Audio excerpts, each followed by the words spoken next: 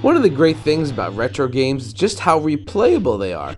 Most of these games don't take too long to finish, so they're easy to revisit for some quick pick up and play fun. I want to talk about some games that I replay just about every year, and I think all of us retro gamers have a list just like this. So let me know what games you replay all the time down in the comments, and let's get into it. Starting with Punch-Out on Nintendo. Every time anybody asks me which series I would most like to see revived, I always say Punch-Out. It has been over 15 years since the last entry in this series, and it's only been 3 home console Punch-Outs ever, which is just crazy, considering how all of them were absolute perfection. The original Punch-Out is a game that I just have to play every year. I like to make sure that my reflexes are not slowing down as I age, and as of right now being 46, I can still beat Tyson, so that's good. I'm not over the hill yet. But besides that, the game is just so much fun. I know it has a reputation for being really difficult, but I played it so much, I don't really have to think as I pummel all of my opponents, and the rhythmic gameplay is just so zen and helps me relax. It's just such a perfect game. Honestly, I replay all 3 Punch-Outs every year, so I could have picked any of them for this list, but this is one of those games I've been playing and replaying my entire life, so I thought I would give it a mention in this video. When I was a teenager, I loved fighting games. I still like playing them, but I'm way too busy to get any good or be competitive like I used to be. I used to play every fighting game in the world, even the bad ones. As a kid, I had trash like Street Combat and Shaq Fu in my library, and I kind of enjoyed them, as crazy as that sounds.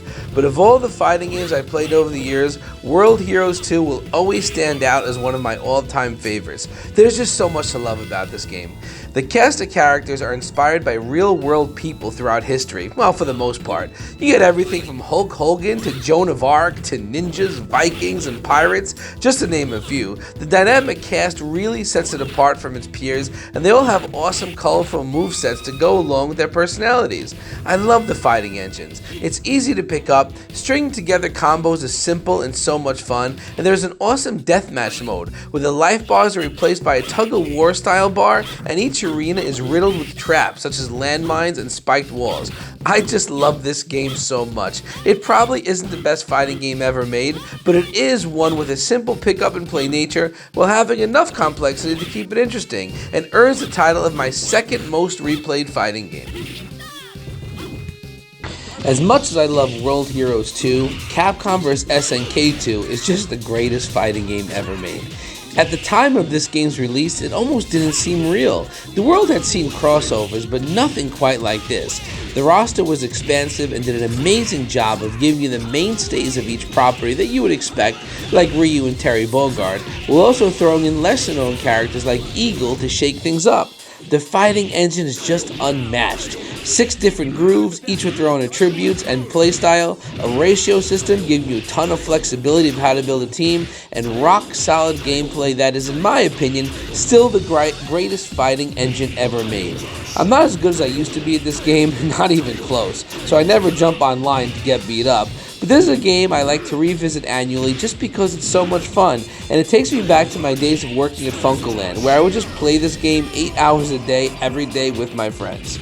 If I'm going to be objective, I think I could say that the original Castlevania is not the best game in this series. I mean, really, how could you put this game next to Super Castlevania 4, Symphony of the Night, or even Dracula's Curse and say that this is the better game?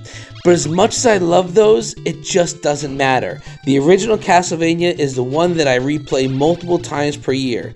It's hard to say why. If you ask me my favorite Castlevania, I will almost always say Super Castlevania 4, but I replay the original so much more. Maybe it's the soundtrack that just gets stuck in my head even when I'm not playing the game. Maybe it's the nod to the classic horror monsters that I grew up with. Maybe it's just because it's so familiar and I'm so used to it that it gives me a sense of comfort to play that the other games don't, or maybe it's just pure nostalgia coloring my vision of the game. I can't put my finger on it, but whatever it is, this is my go-to Castlevania. Might not be the best in the series, but that doesn't mean it's not completely awesome and worth revisiting for me multiple times per year. Speaking of games that may not be the best in the series, but I definitely replayed the most, we gotta talk about the original Contra. There are a ton of games that I have played dozens, if not hundreds of times in my life. This video features some of my favorites, but not even close to all of them. However, if I was forced to estimate the single game that I have replayed more than any game in my entire life, it would have to be Contra. I got it as a kid, probably 7 or 8 years old, and I played it every day after school for multiple loops.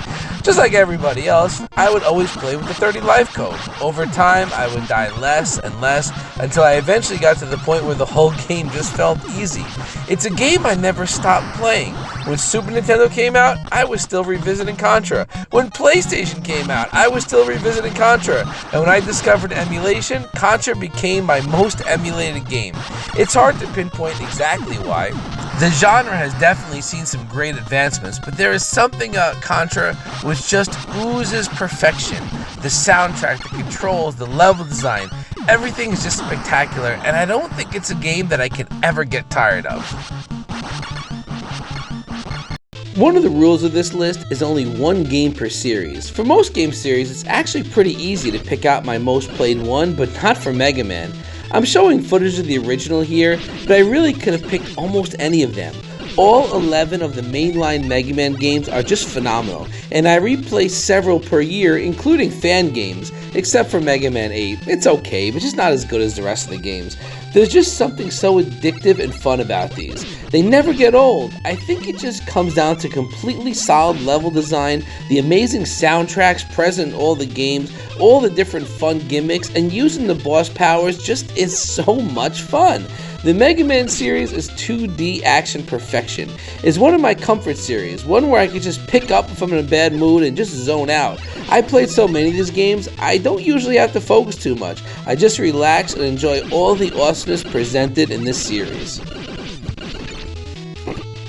In the realm of replayable games, nothing reigns supreme the way the beat 'em up does. I could probably make 15 videos of the beat 'em ups that I replay constantly, but for this video, I'm just going to go over my top 4. There was a long time where if you asked just about anybody what their favorite beat 'em up was, you were going to get one of 2 answers. Either Turtles in Time or Streets of Rage 2. And even though the genre has made great strides, there is still something infinitely replayable about these 2 classics. I wanted to capture footage of Turtles in Time for this video. I really only needed about a minute and a half, but once I turned it on, I just couldn't stop, and I replayed the whole game again, probably for the millionth time in my life. It just never gets old. It's funny, we look at the genre nowadays and we see really complex combos, huge rosters of characters, and loads of special moves. Turtles in Time has none of that. It just has perfect frantic beat 'em up action with a rockin' soundtrack and spectacularly varied level design. The combat in this game really is pretty simple, but it doesn't change how incredible it is. Even all these years later, it is still my most replayed Turtles game. I think Shredder's Revenge is probably the better game, but I don't care. This is the game that I replay the most. And of course, here's the other one, Streets of Rage 2. Now, if you asked me during the 16-bit era which of these games I liked more, I would have picked Streets of Rage. This game remained my top beat 'em up for the vast majority of my life, only dethroned by 2 games that released much later, which will be the next 2 games on the list. But Streets of Rage 2 was light years ahead of its time. The mechanics were just so solid. The introduction of double tap forward special moves, behind the back grabs, and the special button really pushed the genre forward. Turtles in Time may be awesome, but Streets of Rage 2 was far more influential, and you could see its influence in so many modern brawlers. It nailed everything. The level design was perfect, the enemies are perfect, there is almost no better soundtrack, the bosses are perfection, just everything about this game is perfect. The combat has such a massive weight, with such a wide variety of moves, unlike anything that had been seen at the time of this game's release. It's not my favorite anymore. I still like it more than Streets of Rage 4, but it took a solid 30 plus years for a game to dethrone this in my eyes. And while I would now call it my 3rd favorite beat 'em up, I can't deny just how spectacular this game is, both in its playstyle and its impact. It never gets old, and is a game I will revisit every year. The next 2 games are tied in my eyes, but both get annual playthroughs. What you are seeing in the background is Final Fight LNS Ultimate, a fan game made using the Open Bore engine. I covered this in one of my first videos, and it is truly the ultimate beat 'em up. You have an unbelievable roster filled with the cast of all the great Capcom beat 'em ups, Street Fighter, and tons of cool cameos like Terry Bogard and Robert Garcia. The fighting engine is spectacular, loaded with special moves, huge elaborate combos, and an awesome parry system to even out the odds when you're getting swarmed. Combine all this with loads of branching paths, bonus levels, different difficulty levels and play modes, and you have a beat 'em up that is truly unlike anything else out there. Best part is, it's totally free, and truly shows just how spectacular some of these fan projects are. I would put this game up against any commercially released beat 'em up. If you have not played it, go check this game out now, because it's just unbelievably amazing and a must play if you have even a mild interest in the beat 'em up genre. And finally, we have Double Dragon Gaiden. This game is just so spectacular. It is often not mentioned in the same breath as Streets of Rage 4 or Shredder's Revenge, but in my view, it is far superior to both. I remember before this game came out, I was so unbelievably hyped to play it because I just love Double Dragon. I didn't think this game could meet my expectations, but it actually exceeded them. It has a huge roster filled with all of your classic characters and some new ones that pay homage to various entries in the series' history. All of them are fun to use and learn, and there's an awesome tag system to keep things fresh and extend combos. It also solves the problem of monotony in beat 'em ups. The order you choose to play the levels changes how the game unfolds. Choosing the same level later in the game will extend the level and dramatically alter the boss battle. There is an upgrade system that further adds to the replayability and keeps every playthrough feeling fresh. Combine all of this with an awesomely fun combo system, really weighty combat, and a ton of unlockables, and you have the best commercially released beat 'em up ever made, and one that has become a staple in my yearly playthroughs since its release.